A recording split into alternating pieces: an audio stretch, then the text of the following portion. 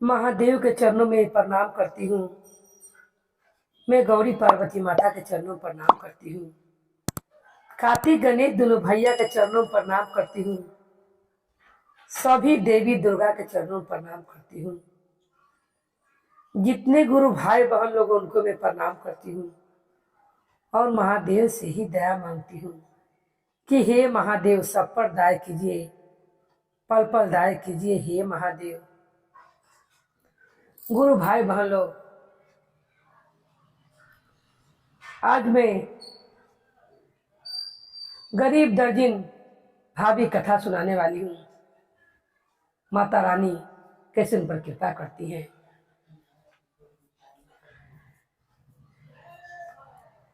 रेखा अपनी 3 ननद के संग रहती थी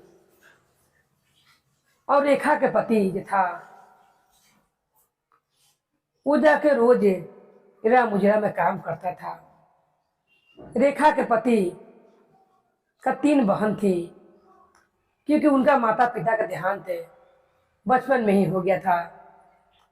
रेखा का पति 3 बहन को लेकर अपना जीवन व्यतीत कर रहा था और उसके बाद उनका विवाह हो जाता है और रेखा घर में आती है। वो इतनी अच्छी स्वभाव की रेखा रहती है कि अपनी ननद को अपनी बहन से ज्यादा मानती है। क्योंकि आजकल तो जानते हैं गुरु बहन भाई लोग कि आजकल ननद भाभी पड़ता नहीं है, मगर रेखा का स्वभाव कुछ ऐसा ही था कि वो अपनी ननद लोग के अपनी बहन से भी ज्यादा मानती थी। बहन की बेटी के समान वो अपना रखती थी तीनों ननद के। मगर बहुत गरीबी था रेखा के घर में। रेखा अपना नैहर से ही सिलाई बिनाई के काम जानती थी। रेखा के माँ ने उसे एक ससुराल आते घड़ी जैसे अपने बेटी को लोग सामान देता है विदाई में, वो मशीन जो पर नैहर में कपड़ा सिलती थी, रेखा के माँ अपनी बेटी की विदाई घड़ी वो मशीन भी दे देती है और रेखा अपना ससुराल लेकर आती है। और अपना घर की गरीबी हालत देखकर रेखा आस पास के लोग के कपड़े सीने लगती है। जितने इलौज बिलौज होते हैं सूट सलवार सब सीती है और उसी से पैसा खर्चा निकालती है अपना लोग के सीसी के। लोग सियाई लेते हैं 250-300 सूट का, तो बेचारी 200 ही ले, 100 रुपये कम में कर देवे। जिस कारण रेखा के पास आदमी बहुत कपड़ा सिलने के लिए आते थे और किराया घर में रेखा रहती थी। उस पर 3 ननद का भार था। तीनों ननद को पढ़ा लिखा रही थी, क्योंकि रेखा जानती थी कि मेरी ननद नहीं पढ़े लिखेगी तो शादी घड़ी बहुत दिक्कत होगा। मगर हमेशा रेखा यही सोचती कि घर के खर्चा से पैसा बचबे नहीं करता है कि मैं अपने तीनों ननद के लिए नया सूट समीज का कपड़ा कीन सकूं। और यही बात सुनकर रेखा बहुत अफसोस करती मन मन में। और एक दिन रेखा सोचती है कि राखी का पर्व आने वाला है, तीनों ननद अपने भैया को राखी बांधेगी। अगर मेरे पास पैसा होता तो मैं तीनों को सूट सी कर दे देती। मुझे सिलने अबे करता है, मैं तीनों के लिए सूट बना देती और राखी बन्हाई में भैया वही देते इनको उनका भैया। क्योंकि एक ही सूट पहनकर बार बार वो लोग जाती हैं और आती हैं, मुझे अच्छा नहीं लगता है। और अपने पति से कहती हैं कि इतना पैसा बचबे नहीं करता है कि जिससे मैं आपकी बहन सन के लिए मैं दूसरा सूट के कपड़ा ला सकूं। आप जो कमाते हैं थोड़ा ढेर घर किराया में जाता है, और मैं जो कमाती हूँ घर में सिलाई बुनाई करती हूँ उस पैसा से घर में खर्चा चलता है। ये बातें सब रेखा के तीनों ननद सुन रही थी। तीनों आके भाभी में लिपट जाती हैं और कहती कि भाभी आपने मेरे बारे में इतना सोचती हैं, कभी भी माँ का एहसास नहीं होने देती हैं कि माँ नहीं है। इतना चिंता माँ करती जितना चिंता आप कर रही हैं। रेखा कहती है कि कोई बात नहीं है, कल मैं बाजार जाऊंगी और जाकर देखूंगी, अगर कुछ कम दाम में कपड़े मिलेंगे तो मैं तुम तीनों के लिए सूट बना दूंगी। तीनों ननद कहती हैं कि भाभी इसका कोई जरूरत नहीं है। अब रेखा बाजार में चली जाती है। जाते वहां पर छोटा छोटा टूकी टूका कपड़ा बिकते रहता है, जिसमें 30 मीटर वाला कपड़ा मिलते रहता था। रेखा के भाभी सोचती है कि मेरे हाथ में लूढ़ है ये है, काहे न मैं ये टूके टूकी कीन कर डिजाइन वाला कपड़ा अपने तीन ननद के लिए सी दूं और बना दूं, और राखी पर मेरे पति उनको दे देंगे। रेखा जब उधर से लौटते रहती है, माता रानी का मंदिर रहता है बीच में। रास्ते में वो कहती है कि हे माता रानी, तुम जगत की पुकार सुनती हो, तुम जगत की माता हो, सब भक्त को दुख सुबार करती हो, मेरा भी दुख सुबार करो हे माँ। मेरी 3 नंदे हैं जो मेरी बेटी के समान है, उनके लिए कोई अच्छा घर बर भेज दो। मेरे पास तो इतना पैसा है नहीं कि मैं अपनी ननद सन का विवाह कर सकूंगी। अब जिसके पास पैसा ना होगा हे माँ, का उनकी बेटी बहन का विवाह नहीं होगा। हे माँ, कुछ चमत्कार करो और मेरी तीनों ननद के लिए कोई अच्छा सा रिश्ता भेज दो। और ये कहते हुए और कपड़ा के जो टूका टूकी बाजार में से ले ली थी, वो लेकर घर पर आती है। और आके राता राती बीजे में राखी रहता है, राता राती वो कपड़ा को सिल के तैयार करती है। और जब अब तीनों बहन अपने भैया को राखी बांधती हैं, उनकी गरीब भाभी दर्जी जो रहती है, वो तीनों सूट निकाल कर अपने तीनों ननद के देती है। क्योंकि एक तो कपड़ा वो लंबा था नहीं, टूका टूकी का समीज सलवार बनाया हुआ था, उसमें डिजाइन वो अपना हाथ से सब में थोड़ा थोड़ा बना देले थी, इसमें कपड़ा में उसमें, उसमें कपड़ा के इसमें। तीनों ननद कहती है कि भाभी आपने तो बहुत अच्छा सूट बनाया है। भाभी कहती है कि मुझे शर्मिंदा ना करो, क्योंकि मैंने टूका टूकी से तुम लोग के लिए कपड़ा बनाई हूँ। मेरे पास इतना पैसा नहीं था कि मैं थान में से लेकर तुम लोग कपड़ा बना सकूं।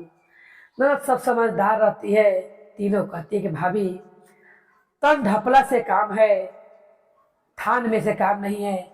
आपने इतना सुंदर डिजाइन बनाया है कि कितना सुंदर लग रहा है। और भाभी को धर के लिपट जाती है। इधर माँ को विनती करके रेखा जी आई रहती है। उतने मुर्गी पड़ोस की एक वो महिला आती है लहंगा सिलाने के लिए, और तीनों ननद को देखकर मोहित हो जाती हैं और कहती हैं कि तुम्हारी तीनों ननद तो बहुत सुंदर है, क्या तुम अपना तीनों ननद के मेरे बेटा संग विवाह करोगी। वो कहती है कि मेरे पास दहेज वहेज देने के लिए कुछ भी नहीं है, मेरी ननद सुंदर है ये है, मगर मेरे पास देने के लिए दहेज नहीं है, मैं कहाँ से आपको दहेज दूंगी।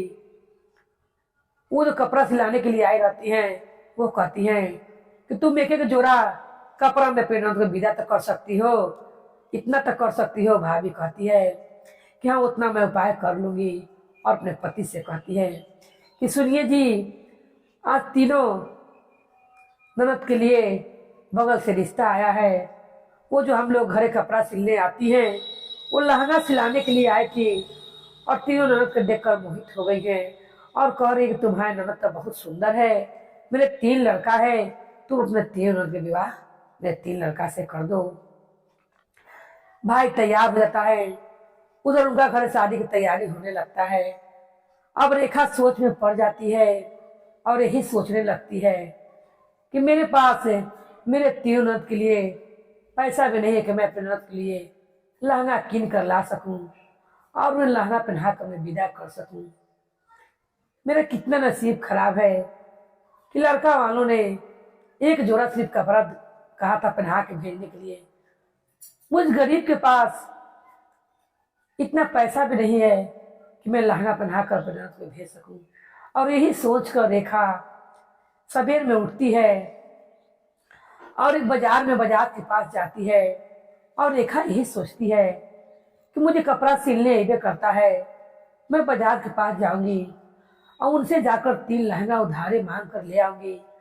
अब मैं उनके यहाँ सारा पिटकोट कपड़ा सीकर मैं उनका लहंगा का पैसा चुका दूंगी। यही सोचकर वो जाती है बाजार की दुकान में और लहंगा पसंद करने लगती है। जब लहंगा पसंद करते रहती है, तब बजाज कहता है कि कौन कौन पे करना है बताइए। रेखा कहती है, भैया मेरे पास पैसा नहीं है कि मैं लहंगा कीन सकूं। मेरी ननद की शादी है, मेरी तीन तीन ननद की शादी है। आप मुझे लहंगा उधार दे दीजिए। मैं कपड़ा सिलने के लिए जानती हूँ, आपका दुकान में मैं पेटीकोट सी कर दे दूंगी और रेडीमेड ब्लाउज भी सी दूंगी। आप बेचिएगा, मैं आपका पैसा ऐसे ही चुका दूंगी। बाजार सुनता है, जोर से धक्का मारकर उसे बाहर निकालता है और कहता है कि तुम इतना दामी लहंगा कितना पेटीकोट सीकर चुकाओगी पैसा? मेरे पास लहंगा उंगा नहीं है उधारे, मैं तुम्हें नहीं दूंगा, क्योंकि तनी से पैसा के नहीं है। एक लहंगा 5-5 हजार का है, तीनों 15 हजार का होगा। तुम कितना पेटीकोट सियोगी और ब्लाउज कि मेरा पैसा चुकाओगी? रेखा बहुत गिड़गिड़ाती है अपनी तीन ननद के लिए, क्योंकि बेटी के समान मानती थी, ऐसी भाभी थी। और वो रोते हुए वहां से माता रानी को कोसते हुए आती है और कहती है कि हे माँ, ये जगत में कोई रेशम वाला, कोई जड़ी वाला साड़ी पहनता है और कोई 5 हजार का, कोई 20-20, 25 हजार, 30 हजार का लहंगा पहनता है। इस गरीब दर्जी भाभी के पास है 5 हजार का लहंगा देने के लिए भी पैसा नहीं है कि मैं अपनी भाभी सके अच्छा नृत्य पहना कर विदा कर सकूं। मैं क्या करूं हे माँ, मुझे कुछ समझ में नहीं आ रहा है। लोग तो कहते हैं कि तुम गरीब की मदद करती हो, तुमने मेरा ननद के लिए तो रिश्ता भेज दिया, अब उन्हें मैं एक जोड़ा कपड़ा में कैसे भेजूं और मैं क्या करूं? मुझे कुछ समझ में नहीं आ रहा है। उतने में एक बूढ़ी माँ रेखा के पास आती है और कहती है कि बेटी, क्यों भला बुरा तू माता रानी के कह रही हो? रेखा कहती है, मैं माता रानी के भूला बारा नहीं कर रही हूँ, भला बुरा मेरा मन से ये नहीं कर रहा है कि माँ जगत जननी किसी को देती हैं तो जड़ी वाला लहंगा साड़ी किनने के लिए इतना पैसा रहता है। एक गरीब दर्जी भाभी के पास इतना पैसा नहीं है कि अपने ननद के लहंगा पहनाकर भेज सके। वो बूढ़ी माँ वहां से कहती है कि तुम जाओ और जाकर नचीन से अपना घरे बैठो, अभी विवाह का 5 दिन बाकी है, सब पूरा हो जाएगा। रेखा को बहुत संतोष बूढ़ी माँ देती है, तो जगह जननी माँ रहती है। मगर रेखा यही चिंता में आगे बढ़ आती है, चलते रहती है और यही सोचते रहती है कि मैं अपने तीनों ननद का कहाँ से लहंगा का जुगाड़ करूं, कैसे मैं क्या करूं। तभी वो क्या देखती है, उसके पैर के आगे एक छोटा सा बैग गिरा रहता है। वो झुक कर उठाती है और वो पैसा लेकर वहां बैठ जाती है। जब बैग खोलती है, देखती है कि उसमें पैसा है। वो सोचती है कि लगता है कि किसी बजाज के जाने वाला कपड़ा किनने वाले के लिए पैसा यहाँ पर गिर गया है, जो बजाज ही कपड़ा किनने जा रहे थे। मैं यहीं पर बैठ के इंतजार करती हूँ, मैं उस बाजार के पास अंदर जाऊंगी नहीं, क्योंकि उसने मुझे धक्का मार कर निकाला है। अगर किसी का पैसा भुलाई होगा तो जरूर खोजेगा और वो पैसा लेकर वहीं बैठ जाती है। मगर कोई भी पैसा खोजने नहीं आता है। सबसे पूछती है कि किसी का कोई सामान भुलाया है, मगर किसी का भुलाया ही नहीं था तो कि कोई क्या बताता। वो तो जगत जननी माँ जो थी, वही माँ ने वो पैसा उसे दे दिया था। वो थोड़ा सा पैसा पाकर बहुत प्रसन्न हो जाती है और यही सोचती है कि मैं बाजार में जाती हूँ और लहंगा का कपड़ा कीन कर लेकर आती हूँ। जो कम दाम में कपड़ा मिलेगा उसी समय हाथ में लूढ़ है, मैं सिया सिया वो लहंगा नहीं लूंगी। मैं जाऊंगी और जाके बाजार में जो कम दाम में मिलेगा, 100 रुपये मीटर, 200 रुपये मीटर मिलेगा जड़ी वाला कपड़ा, वो ही ला के अपना हाथ से पिनन के लिए लहंगा सी दूंगी। और वो बाजार में जाती है, वहां पर कुछ आदमी फुटपाथ पर गिरा कर बेचते रहते हैं लहंगा कपड़ा, 100 रुपये मीटर, 100 रुपये मीटर करते रहते हैं। उसमें हल्का जरी का काम रहता है। भाभी सोचती है, जाने दीजिए, मेरे पास जो ही पैसा है मैं उसे अपना शादी विवाह का काम भी कर लूंगी और मेरे हाथ में लूढ़ है, मैं अपने तीन ननद के लिए लहंगा भी सिल लूंगी।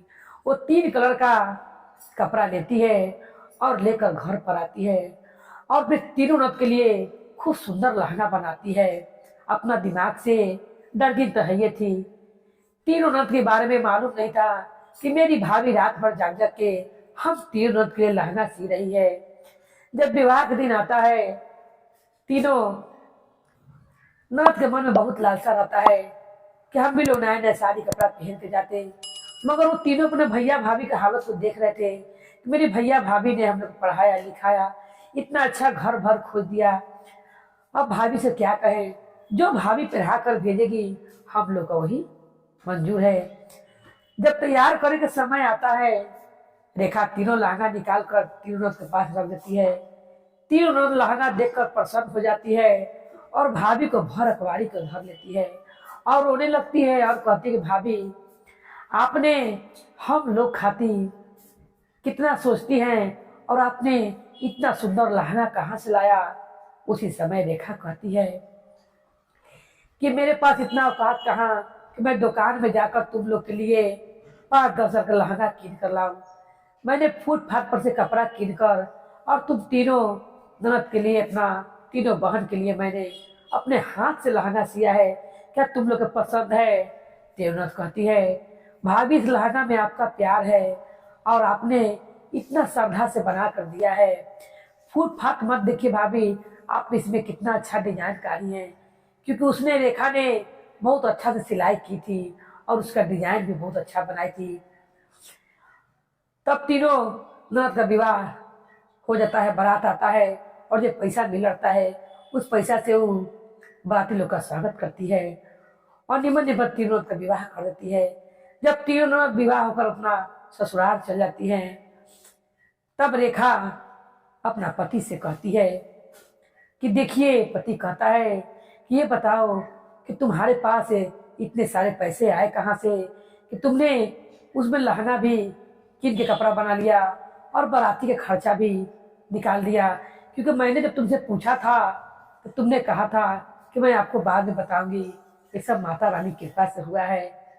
उसी समय रेखा कहती है, सारा घटना बताती है कि मैंने जगत जननी माँ को बहुत खुश रही थी और मैंने माँ को आस्था दे रही थी कि हे माँ, किसी के पास तो रेशम से भरा हुआ लहंगा है, जड़ी का काम किया हुआ, 15,000-20,000 तक मुझ गरीब भाभी के पास 5,000 तक लहंगा देने का भी सकाम नहीं है, मेरी ननद क्या पहन के जाएगी।